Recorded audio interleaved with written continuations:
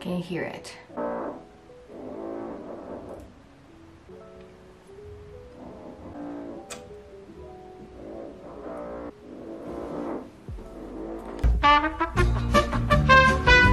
I come to you because apparently you want to read some graphic novels, and you know what? I support you, okay? I stand. Amen, hallelujah. Stop. Should I continue? Okay, I'm gonna be fast. Well, so don't you worry, I will help you. You know, I've been there. I wanted to read some comic and graphic novels, but I didn't know where to start, and I come here to help you. We're gonna start with children's graphic novels and comics, and then we're gonna build our way up to adults. So I'm gonna start with children's. I'm gonna start with such a beautiful graphic novel, which is Mary and Frankenstein, and it was such a beautiful read about the way how Mary Shelley wrote Frankenstein. It's a beautiful story, very short story. Look how short it is. Look how short it is. And it's like literally for children. I think this one is like great for younger, but I had also so much fun reading it, but I think it's gonna be great to give. And the story is really cute. It's really beautiful. It says how Mary Shelley wrote the Frankenstein. It says the pictures here are just absolutely beautiful. Then we're gonna go to a sweet book, Garlic and a Witch, and it's really cute. It's about garlic. Literally, it's about the garlic. It's such a short and quick read. You can also give it to some sort of younger sibling to yours. I keep on repeating that because I don't know how many people like to read children's literature, but for many people it can be too childish, so I'm just keep on repeating that you can give it to someone. But I also recommend it for you specifically. Okay. The drawings are very sweet and pure too. We have here very cute characters. We have the witch, we have actually Dracula, which is very sweet, and we have our garlic. It just follows her a journey, very quick story. She basically goes for a quest. It's just very simple, it's very cute, very sweet read. Then we have another beautiful and sweet read, which is Pillow of the Woods, and it is beautiful. It's a story of this little cute person, and she meets Pillow in a forest, and Pillow is actually a spirit. Pillow is a spirit forest, and they basically meet each other in the woods, and they go together for this magical quest. Not magical quest, it is quest, and the whole surrounding is magical. So the drawings are very beautiful.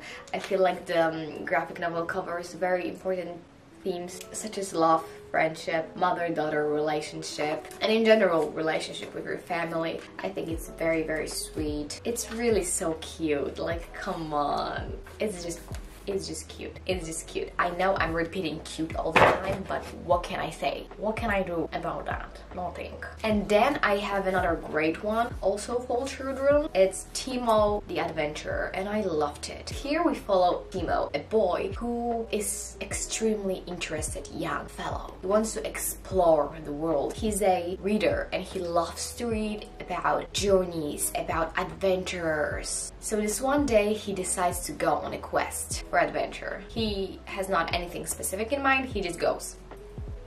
So here we have our Teemo, and here we have him going on an adventure. And then he meets Proof, this creature that is actually a spirit. See, that's Proof.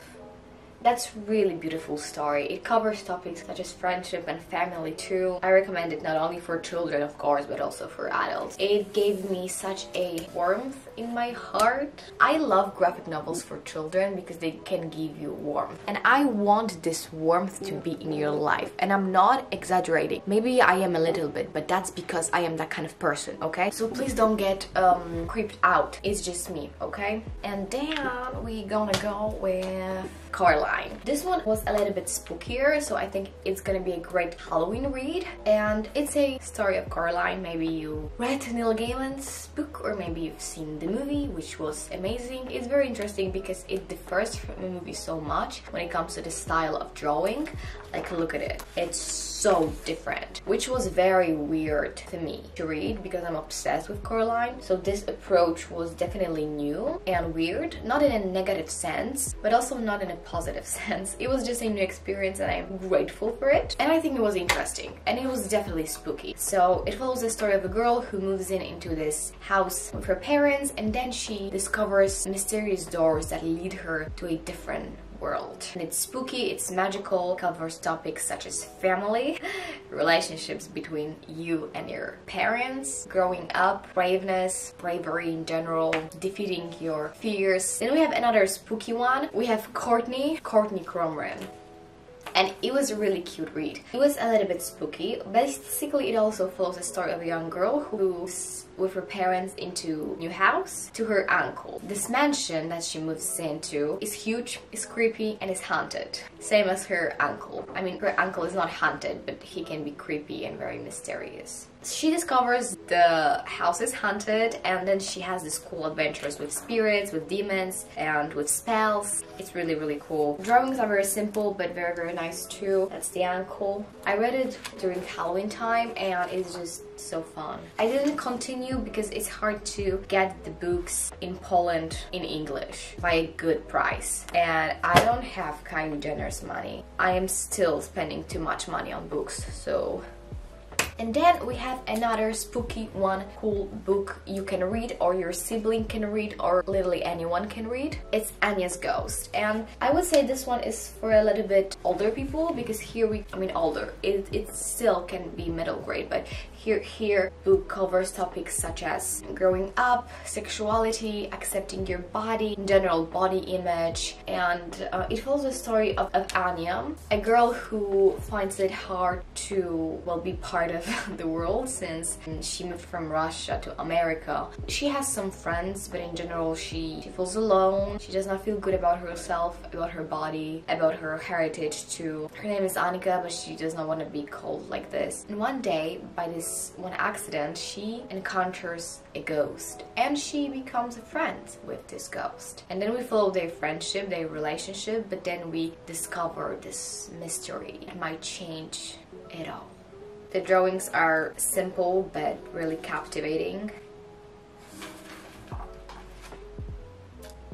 Then I want to talk about Buon.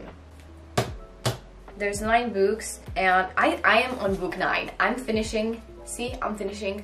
This was like the discovery of this year. I was giving it by my boyfriend because he knew I love comics and graphic novels and stories about journey and stories about quest, the hero's adventure, you know, the hero's journey, Joseph Campbell, you know what I'm saying? And apparently,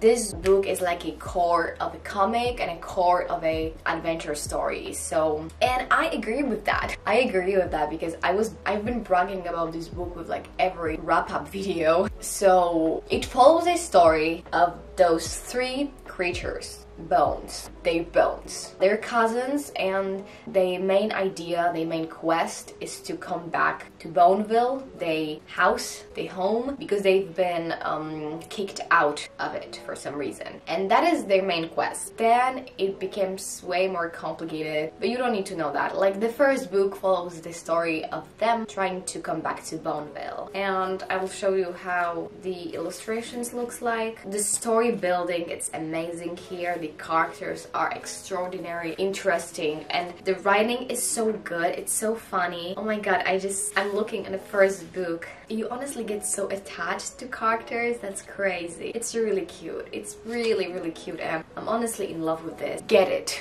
okay? Get it. Then I wanted to talk about 7 Little Sons of the Dragon. I was thinking if I should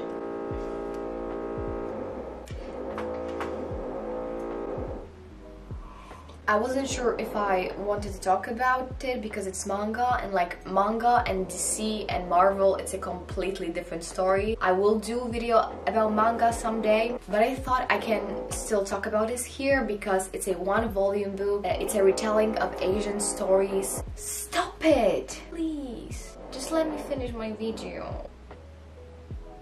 We have here 7 different stories. Every single one of them covers different myth, different legend, and it's beautiful. But I'm still talking about this because it's 1-volume and I thought someone could be interested in it. Though, like I said, manga and DC Comics, I won't be talking about DC Comics right here because I also think it's a completely different, huge genre that I want to get into. Then we have The Magic Fish, and I absolutely loved this one. It was such a beautiful and touching story about a Vietnamese boy who finds it hard to fit into the world because of his heritage, because of his past.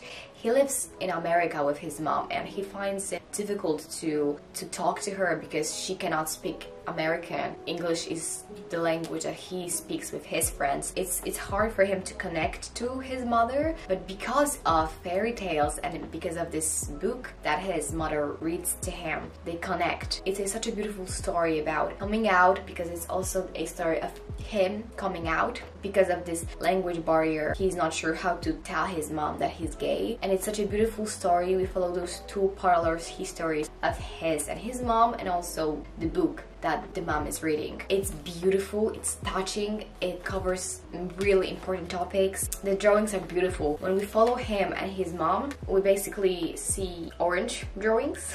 But when we follow a fairy tale, we have blue ones. I just find it absolutely beautiful, touching. I did cry a little bit in the end of it. I think it's very beautiful and important to talk about, you know, the idea of identity, sexuality, the importance of family in your life and your heritage in your life, not to forget about your heritage. I think it's very, very beautiful and important. Then we go to...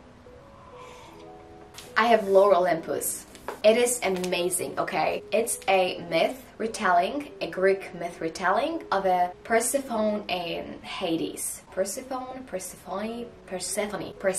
and Hades. It's so beautiful. So we follow basically a story of Persephone and her and Hades kind of liking each other, but not exactly. We follow them living in this world of gods on Olymp, of course, and it's a very loose retelling, but it is definitely for adults. We have nudity here, we have topics concerning sexuality, so it is definitely for adults. First, as I was reading it, I thought it's gonna be too plain because the writing was not very, it was not captivating. It was very, very simple, maybe too simple for me, but then I get attached to characters and I couldn't stop reading. So that's how the art style looks like. I want to show you Persephone and Hades because it's so cute. And we have all the other gods too. We have Zeus, we have Hera. So we have Persephone here, who is this pink petite... Olgi? You alive? Okay. Who's this cute and petite goddess? She's not exactly a goddess. Who's her father? The matter is her mother, but who's her father?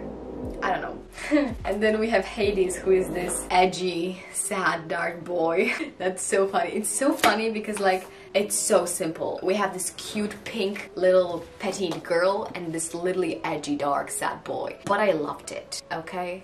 And then I have a book by my favorite author, Neil Gaiman, The Monarch of the Glen. We follow a story of a man called Shadow. His name is a Shadow. Shadow Moon has been away from America for nearly 2 years. His nights are broken with dangerous dreams. Sometimes he almost believes he doesn't care if he ever returns home. Basically, he encounters this really weird and creepy doctor who offers him work at the party as a guard. So the Shadow is intrigued by this and he says yes. And the rest is a history. It's very creepy, it's very weird, it will make you wonder, it will make you question many stuff. And I think it's a great book if you want to get into Neil Gaiman and his whole universe of like gods, novels, and everything, because like his universe is pretty huge. So I think it's a great short novel to read because it is a novel, but it has drawings inside. That's how it looks like.